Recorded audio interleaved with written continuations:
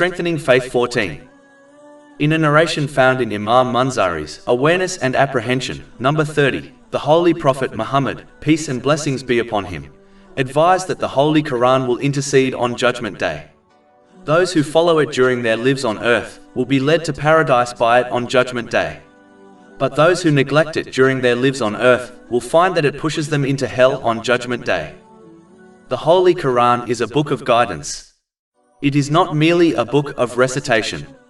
Muslims must therefore strive to fulfill all aspects of the Holy Quran to ensure that it guides them to success in both worlds. The first aspect is reciting it correctly and regularly. The second aspect is to understand it through a reliable scholar. And the final aspect is to act on its teachings according to the traditions of the Holy Prophet Muhammad, peace and blessings be upon him.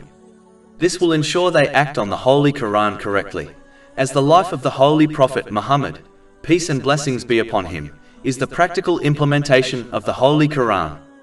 Those who behave in such a manner are the ones who are given glad tidings of right guidance through every difficulty in this world and its intercession on the Day of Judgment. Chapter 16 An-Nahl, verse 97. Whoever does righteousness, whether male or female, while he is a believer, we will surely cause him to live a good life, and we will surely give them their reward in the hereafter according to the best of what they used to do. But as warned by the main narration, the Holy Quran is only guidance and a mercy for those who correctly act on its aspects according to the traditions of the Holy Prophet Muhammad, peace and blessings be upon him.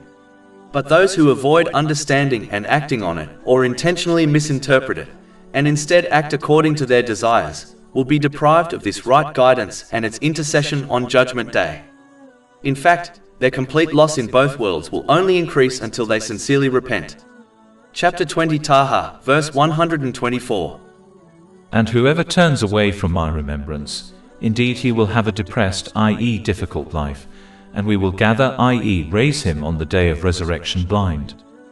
Finally, it is important to understand that even though the Holy Quran is a cure for worldly problems, a Muslim should not only use it for this purpose.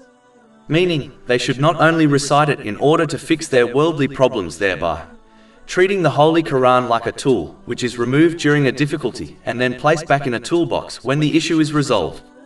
The main function of the Holy Quran is to guide one through the difficulties of this world, in order to reach the hereafter safely.